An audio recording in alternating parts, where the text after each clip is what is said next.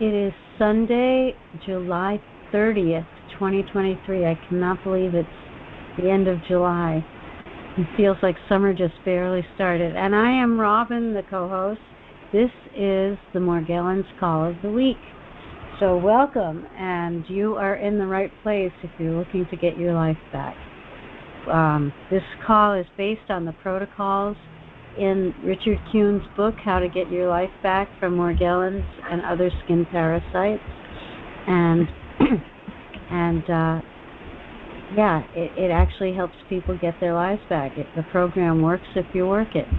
And key to the program is the diet, which Richard discovered through trial and error over a period of 2 to 3 years, I think it was. I believe Richard Kuhn's is a world-leading expert on Morgellons and other skin parasites. You're not going to find a lot of help in the medical profession. They haven't been trained in it. They don't know how to deal with it, and over half of them don't think it's real. So that's a problem. But, it is real, and statistics, I think, show that more people are diagnosed with Morgellons, even if it says delusional parasitosis, than Lyme at this point. And Lyme is epidemic, so that says a lot. And we're so lucky to have Richard here with us. He cares, and that's why he's here. He cares. He answers questions. He answers emails. He does research, and he's about to release the 13th edition of his book, How to Get Your Life Back from Morgellons and Other Skin Parasites. So efforts towards helping people get their lives back are amazing, and I'm so grateful for his book and for Richard and this community. So at this time, I'd like to welcome Richard Kuhn, author of How to Get Your Life Back from Morgellons and Other Skin Parasites. Thank you, Robin. Thank you for all those kind words. Good afternoon, everybody. I am Richard Kuhn, and today's topic is allicin, or how do you pronounce it? Allicin? Yeah, I don't know. So, but what is it? Well, it's a derivative of garlic, and we all know how valuable garlic is. However, you will not attain it by consuming garlic. You will not attain it by consuming any garlic supplements, because while it is in garlic, it rapidly deteriorates as soon as the clove is opened. Poof, it's gone. I guess as soon as oxygen hits it, poof, it's gone. Well, fortunately for us, Peter Jostling of the UK and his associates figured out a way of stabilizing garlic, allicin, from garlic. Now, what the heck is it anyway? Well, you notice the end of it? Allicin, penicillin? Hey, it's an antibiotic. And in my opinion, it is the most powerful antibiotic that I have ever taken. That's my experience and my opinion. Now, because I'm going to be broaching some technical aspects here and making some recommendations, I want it to be clear that the FDA requires me to tell you that before you start the King Diet or accept any of my recommendations regarding the topic of the day or anything else, that you thoroughly discuss it with your medical doctor to make sure it doesn't interfere with any health problems you're presently experiencing. The AMA also reminds us to tell you that we are not licensed physicians. We have not passed their rigorous testing, and therefore we do not practice medicine. And only those who practice medicine legally can diagnose, treat, cure, or mitigate any organic disease. So what we are allowed to do, and do, in my opinion, very well, is to educate you. Educate you how to use the Morgellons, aka King Diet, to your benefit, how to clean the organisms out of your environment, how to clean them out of your skin, and how to build health and immune functioning through our targeted supplements. And the one targeted supplement is our Garcillin. Our Garcillin is capsules of allicin. And Peter Josling claims it's an antibiotic, antiviral, antifungal, antiprotozoan, antiparasitic. Now, I don't know if there is any other substance in the whole wide world that crosses all those lines and incorporates all those aspects in one powerful substance. Now, unlike prescription antibiotics, of which I was on a rotation personally myself for 6 months, of Bactrim, Biaxin, and Zithromax, the three antibiotics back, I don't know, 10 years ago that was prescribed by Dr. Bransfield for Lyme disease, and had to also take antifungals at the same time. Because you see, prescription antibiotics destroy bacteria. And they don't care whether it's good bacteria or dangerous bacteria like Lyme disease. They don't care.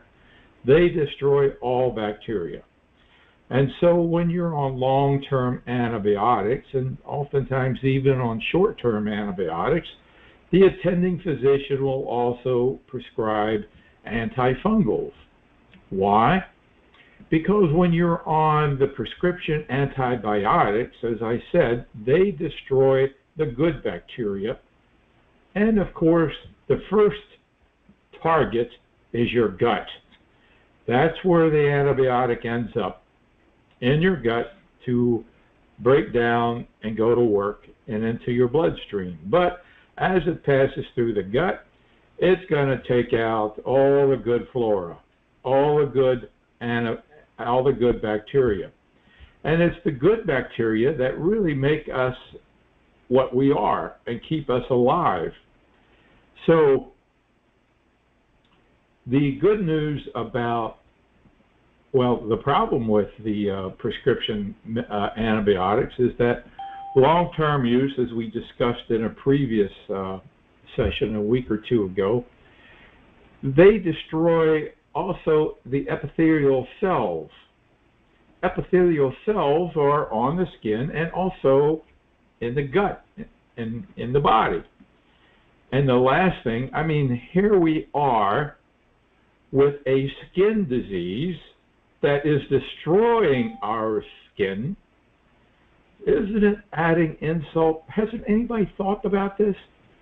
By using antibiotics, aren't we adding insult to injury? Well, let me just clarify. You may be a little confused. Well, why are antibiotics being used with Morgellons? Is it a bacteria? Is that what it is? Well, there is a popular belief among many of the physicians who do work with Morgellons patients that Lyme disease is involved, and their research indicates that our pilot studies, consisting of maybe a dozen people, indicate that maybe 90% of those of us with Morgellons also are dealing with Lyme disease. Okay, now I made the connection. Okay, there's that connection. And it is why many of the doctors affiliated with the Charles Holman Association do treat Morgellons as Lyme disease, and you get diagnosed as having Lyme disease, and they are known as LLMDs, Lyme Literate Medical Doctors. Okay, so here we are, back to what I was saying. We are treating a skin disease with a substance, an antibiotic, that does destroy skin epithelial cells. Well, but I mean, people do get well. I mean, it doesn't destroy every cell. I mean, I guess you got to give and take when you're in the medical field. Okay, so for this benefit, well, yeah, it's a plus and a minus kind of thing, or you never even think about it and you just plow ahead and do it. Well, the other problem with prescription antibiotics is long-term use can totally destroy the gut biome to the point it can never be rebuilt, and to the point where digestion of normal food is practically impossible, and you become literally a cripple. Well, I don't know why the medical establishment hasn't discovered what we use. It's been around. Nobody's hiding this information. Why aren't they up on this? Why? I'm not here to treat Lyme disease. I'm not here to mitigate Lyme disease, or Morgellons for that matter.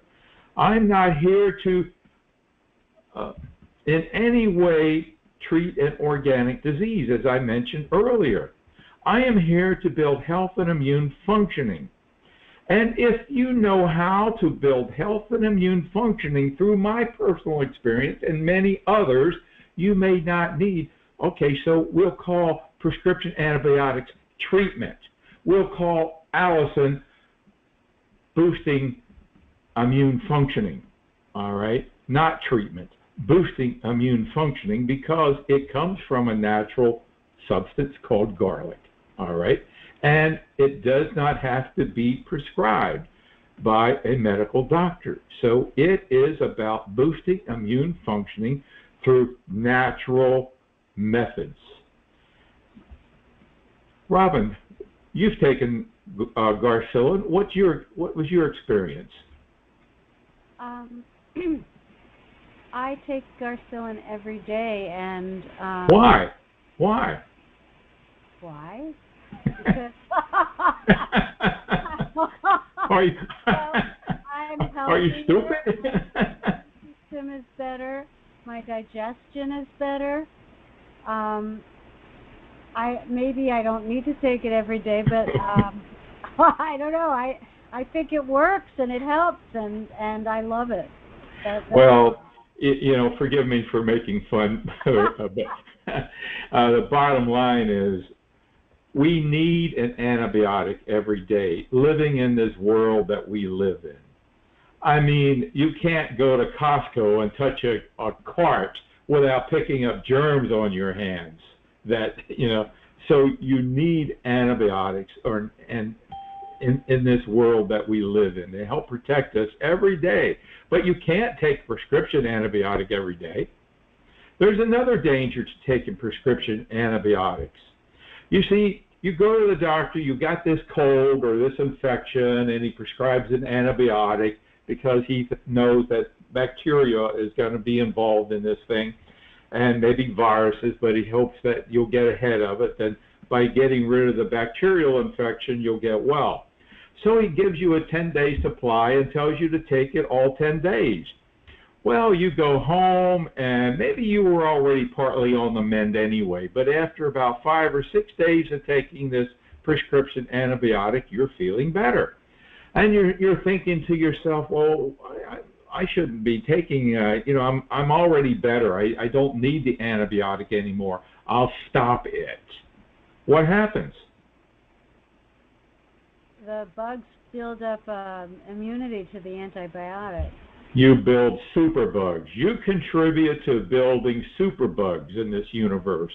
Superbugs like MRSA. And there are many people that I've encountered who have Morgellons who have been diagnosed as having MRSA. But clearly not MRSA, but Morgellons, actually. And if we're going the antifungal route, and you're being prescribed antifungals for some kind of fungal infection, and again, you stop the fungal medication before you are supposed to, well, there's Candida auris. That's a super fungal bug. And these are life-threatening, and they're generally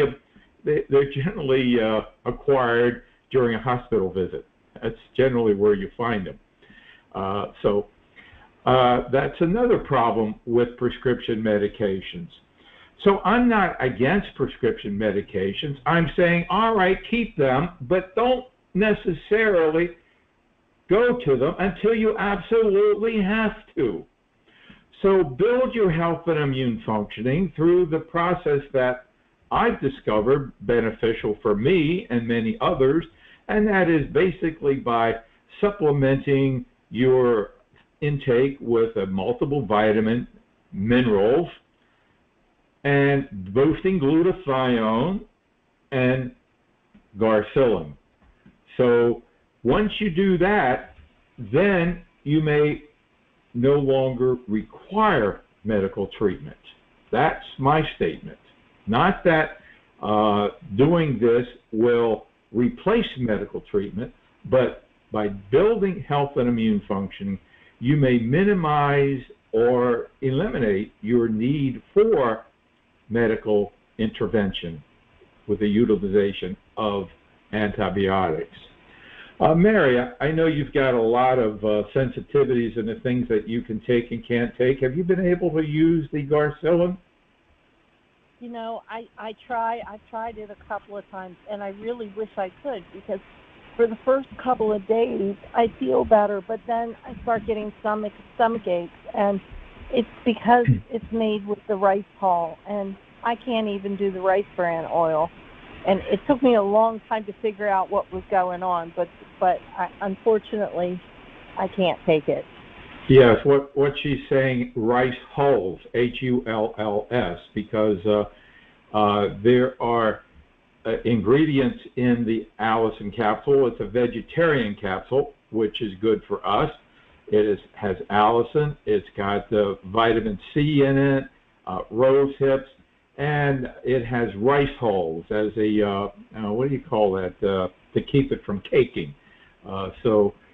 And rice hulls for most of us is okay, and for some of us we cannot have rice in part of the diet. It is a problem. So that's unfortunate that that's the case for you, Mary. So in the beginning, did anyone, we only had a few people on before 4 o'clock, did anyone want to share their experience with taking garcillin or ask a question about it? Oh, hi, thank you. Yeah, this is not related. Well, I love the garcillin. It's a great product, but I have just a general question. Is that yeah, we'll take it. We'll take it. Okay, thank you. Yeah, okay. Okay, yeah, I'm just wondering, you know, I take the lefiniron, nitropyron, and Fenben on occasion, and I've taken the ivermectin on occasion. I'm just wondering, let's see what my question is there any contraindication taking those products from Shop for Morgellons, you know, website, with your products like I also take the what is it? Oh, the kinase enzyme and the amino acid and no, there's no problem. There's no problem. And also the herbal remedy. Yeah, not the parasite stuff. I can't take that, but I take the other one that your herbalist had just made. It has the green tea in it and all the other ingredients. I was just wondering if I could take it, you know, take everything all together. I know with the ivermectin you can't take with the Fenbin, but I'm just wondering if, I could take... But I don't see any contraindication or any problem taking them all. No, I don't. Thank you. At one time. At one time. Oh, Right. okay. Okay. Okay, so there's no other, concern. Okay, thank you so much. Sure. Appreciate it. Okay. Okay, I presume, who's the other one? The other question, has a question? This is Joanne from Iowa. Hi. Hi. I have a couple of questions actually. Well, first with the Garcillin. You probably I have a grandson who's got really strong stomach problems because he's got parasite infection. And I don't know, with the Garcillin would help him, you think, with the stomach problems, or? Well, what kind of parasite infection does he have? Is it intestinal parasites? I think he's got the Morgellons, actually, from me. Oh, you think? And he has trouble digesting food? Yes, to the point where I took him to the movies, and I wanted to buy him popcorn, and he would not accept popcorn. He said it made his stomach hurt. Well, First of all, I would go with enzymes, digestive enzymes, and be safe and get the agro relief enzymes that we have in the store. That's where I would start. Then I would go about building the gut flora, and there's a product that we have in the store called Ion. It's a liquid mixture of minerals to restore the gut flora. We also have L-glutamine in the store, which is to feed the mucosa, which might be a good idea for him. I'm not sure. I would definitely go with the Ion gut formula. Within a week or two, I'm hoping we'll have an herbal an herbal gut restore formula coming out, but that won't be for another week or two. So I would go that route. The Garcillin is, basically an antibiotic. If it's a bacterial problem, or fungal, it could help. Definitely, it's an antifungal, and it could help there. But I would go the other route first. Okay, and at one point I remember reading you said the Morgellons could hijack your DNA. Is there any way you could reverse that damage though? Because like for myself, I noticed my skin had stopped growing, and my hair stopped growing and it's falling out. And I've been taking Pyron, so I don't feel like my skin looks fine. So it feels like they can do my skin, so they're going deeper into my body now. And well, first of all, how are you doing with the diet? I've been on it just a little bit over a month. Have you made it work? I'm not sure, actually. Well, then you haven't actually made it work. How is your sleeping? Do you sleep through the night? Lately, no, actually. I feel like my blood pressure's been up lately. Well, how about the symptoms of itching and biting? Do they keep you awake, or is it something else? No, itching or biting, no. So you're basically essentially free of the itching and biting on an ongoing basis. Is that what you're saying? Once in a while I'll feel a bite, but no itching. Oh, well then basically you've made the diet work. All right, that's good. That's where you want to go. Now, are you on the Pack of Life? Are you doing any supplements? Not really. Well, according to Dr. Stanger, Hilgard Stanger, Morgellons rewrites your DNA. And this is why, in my opinion, some people have weird kinds of organisms coming out through their skin. And when we are infected with Morgellons, we can also be infected with different types of insects, like or spiders, and people send me pictures. One lady sent me a picture of a spider that had 16 legs. It was not in focus, so I didn't really reprint it, but I could see the legs were far more than 8. And people get cocoon-like waspy things coming out of their skin. Well, these organisms that are coming out of their skin are not known to any entomologist or anybody who studies bugs, or by a zoologist or biologist. They're just unknown. They don't have a species associated with them, which in my estimation means one thing, that these organisms somehow got hijacked by Morgellons, their DNA rewritten to the point that these atrocities exit their skin.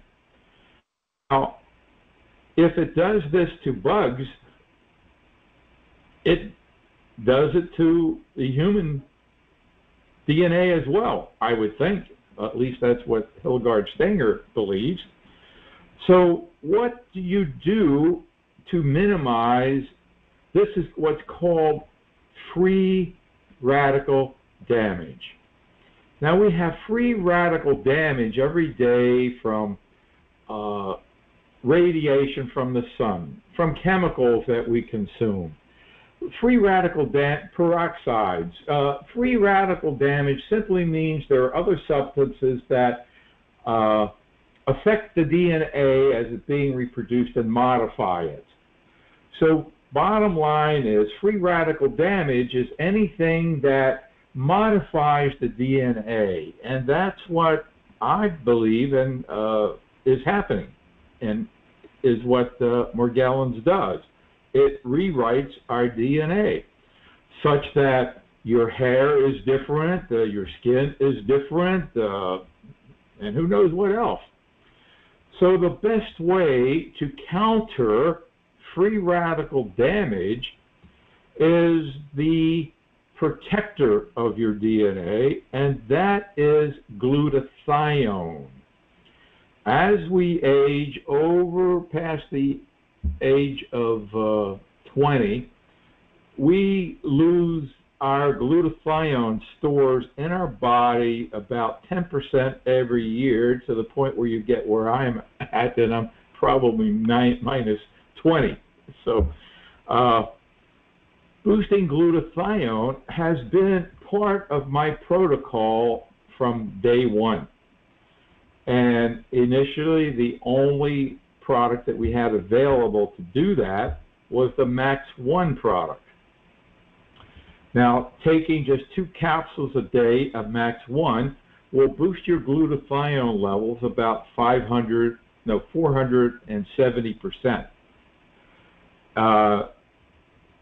When you're injured, when you are having sleeping problems, when your body is stressed, your body uses up more glutathione.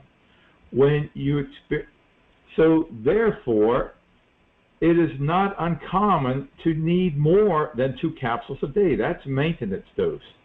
So you could go up to 4 capsules, 6 capsules a day if required. I remember once on vacation pulling a muscle in my groin to the point where I could barely walk. Fortunately, I had taken a bottle of Max 1 with me, took 8 a day, and an injury that in the past would have taken me 3 weeks to overcome took me less than 72 hours to overcome by boosting the glutathione significantly. So we also now have Y-age patches.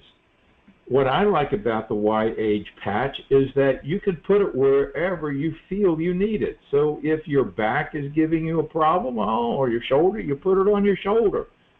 If your knees are giving you a problem, well, you put it on your knees, inside the knee, or someplace else, which I like about it in that regard.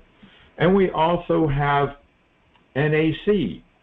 And NAC is N-acetylcysteine, and you're limited to 2 capsules a day. I can't say exactly how much boosts glutathione. It does help, and you need to hydrate. Drink a lot of water to avoid the creation of uric acid crystals in your kidneys. So, and then we also have the other nanoglutathione that you can take by a dropper under the tongue, and that's very powerful, but it's not recommended until you get to stage 2 of the diet, and then it may even be a problem.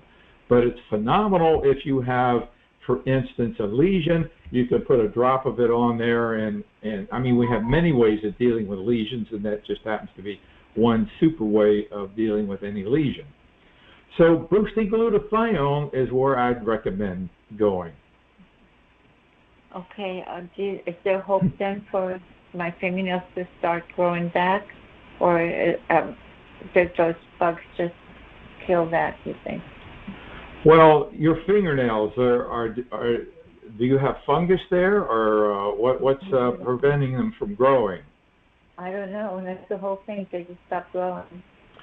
Well, I would say number one, boost glutathione. I mean, there are definite things that you can do for fingernails. That question really has me stumped at this moment. I don't recall. There may be. Oh, Robin has an idea. Hi, Robin. Hi. Calcium and magnesium for fingernails.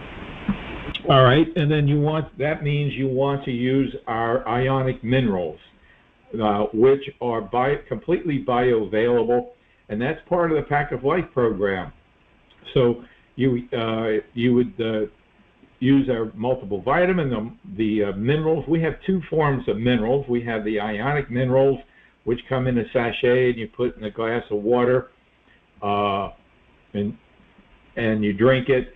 Or you can use the capsules that we have, but the ionic minerals are far more powerful, and they also help alkalize your system. So there you go.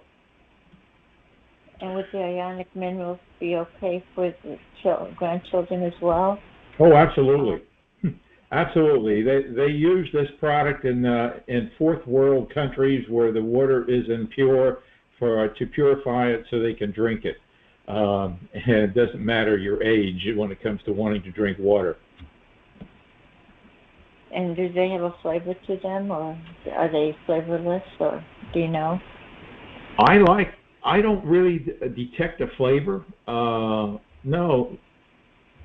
they don't have any flavor. I mean, when I drink regular water, I find that distasteful. Maybe it's because I've become I love the taste of the ionic minerals. I don't know, but there's not really that much of a detectable difference. It's not like a fishy smell or any kind of noticeable smell at all. No odor. Yeah, because they're young and they're well, you put it in as drinking water. You get a Allicen bottle that's a specific hard plastic. You don't use a regular plastic, or you use a glass bottle. Maybe like these old Kool-Aid pitchers that you used to have that held a half a gallon or 5 quarts, and you use that, and you put a sachet in every day. You can leave the sachets in and let them accumulate. At the end of the month, you can take them out, and you can even use the spent sachets in your bath water to extract toxins from your skin, from your body. Okay. The ionic minerals are a liquid you put in, or there's like a tea bag, or what? Tea bag, like a tea bag. So like a tea bag. Yeah, and inside it seems like sand. It's a sandy substance inside the tea bag. And they could be tossed in cold water. Yeah, cold water, absolutely. It's actually coral. What's inside the tea bag is coral calcium from Japan. Okay, thank you. Keep coming back. We're here to support you. Now, getting back to Garcillin, you see the maintenance dosage is 1 capsule a day. Now, for me, my personal experience is the first capsule I ever took of that stuff, I detoxed immediately because I had, by boosting my glutathione, I had improved my Lyme disease symptoms by probably 95%. And then I learned of Garcellin, didn't even take it for any specific purpose other than before I put anything in my store, I want to take it myself personally. And within one capsule, within an hour, I detoxed, my knee inflamed, the pain was excruciating. And after I bought a massage pillow to release my lymphatics under my knee and went back, the Garcellin brought me to 99.9% freedom of Lyme disease. And then for a herpes situation, I found I needed to go to 2 capsules a day, which was good. Now, you can go, there are 2 grades of Garcellin, regular Garcellin and Garcellin 2. And what I was hoping would be, since I sent out an update today about Garcellin, I was hoping that there would be many people on the call that would share their experience, because I know many people are taking more than 2 capsules a day. With Garcellin, you see, you can take as much as you need. Garcellin, regular Garcellin, you can go up to maybe 6, 7 capsules a day, but rather than go to 8, you'd switch over to Garcellin 2 and start there at 2 capsules a day and come up to as many as 6 or 8. And it's hard to imagine any kind of pathogen surviving this onslaught of allicin into your body for a period of time. And that includes, for me, Lyme disease. 1 capsule was all that was required. Boom, that was it. So that's the good news about it being a natural product that does not interfere or hurt your gut biome or make it such that in a period of time you won't be able to digest food or breed superbugs. The benefits are astounding, and I have yet to find any negatives in it. And compared to when you do read the research and not necessarily the research, but when you skim the internet and you before you find our program or my program, you find all kinds of things like colloidal silver and taking colloidal silver for Morgellons, and we do have it in the store. We have 10 parts per million, which is basically what sovereign silver is, the best known brand of colloidal silver. Our colloidal silver is equivalent to what they have. But, gosh, I'd say that people purchase the Garcellin at least maybe 300 to 1. That's how popular it is. 300 to 1. They can get as much colloidal silver as they want. But Garcellin is the one that people use over and over again. Okay, do you have anything to add, Robin, before we wrap up this part? No, I think we covered it pretty well. Mary, would you like to add anything? Yeah, I just want to say one thing about me not being able to take it, and that is my immune system doesn't function, and I'm on IV meds for it. So when I say I can't take it, I don't want to scare other people, because probably 99% of the people out there can take it, and I wish I could, because the benefits that I had for the first couple of days were really great. Yeah, that's unfortunate that, they used to have it in maltodextrin, which is a no-no for the diet, but fortunately they switched it over to the rice hulls a few years ago, which I was happy to see. So, okay, well, we've gone through the questions. There was one question that was sent in to you, Mary. You want to read that? Actually, 2 questions, and maybe we'll kill two birds with one stone here, the Q&A and the topic. Okay. Let's see. This is from Duncan, and he says, is Morgellons associated with Lyme disease, transmitted to humans through tick bites? The answer to that is there are many, many, many ways that you can get Morgellons, and that is one of the many, many, many, many, many ways that you can get Morgellons. You can pick it up sitting on an airplane seat where there are no ticks, but you can pick it up from somebody having deposited filaments or fibers on that seat that you may have touched with your hand or your bare skin, your knee or something, and pick it up that way. So yes, one of many, many ways that you can pick up is from a tick bite. And ticks, remember, also can carry mites. And basically, I'd say essentially 90% of all the people who are dealing with Morgellons are also dealing with some kind of mite. Next question. He also asks, do we have members in our group who have been successful using an electrostatic sprayer in killing off most or all of the Morgellons in their environment? And of course, the answer to that is yes, yes, and yes again. You know, up until about 3 years ago or 4 years ago, the best thing that we had going was the ozone treatment. And ozone, in my opinion, is rather cumbersome.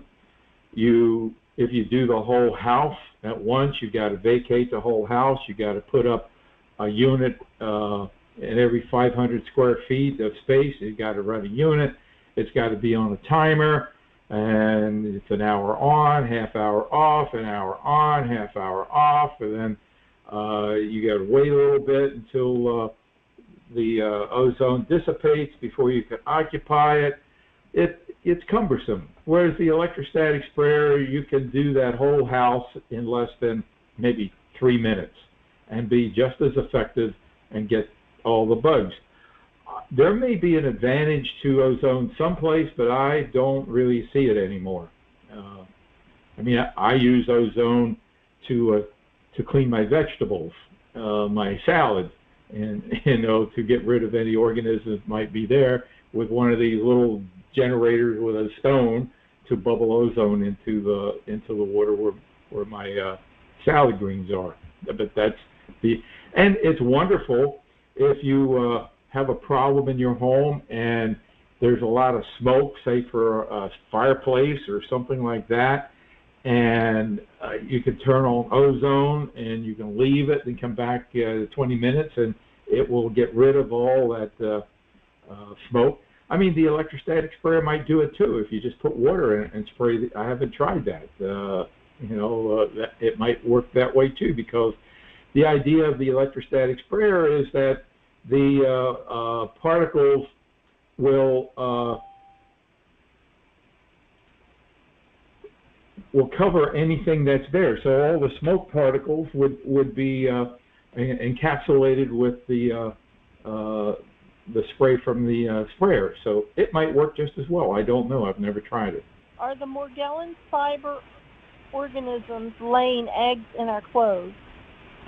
They do not lay eggs, to my knowledge. They simply lie there, and if they have not been destroyed by, say, ammonia or an enzyme, they are, in my opinion, contagious to somebody else who might be susceptible to Morgellons, but not everybody who touches those filaments or fibers is going to be infected by them, but they are if that person is susceptible. But there's no eggs that have ever been reported associated with Morgellons.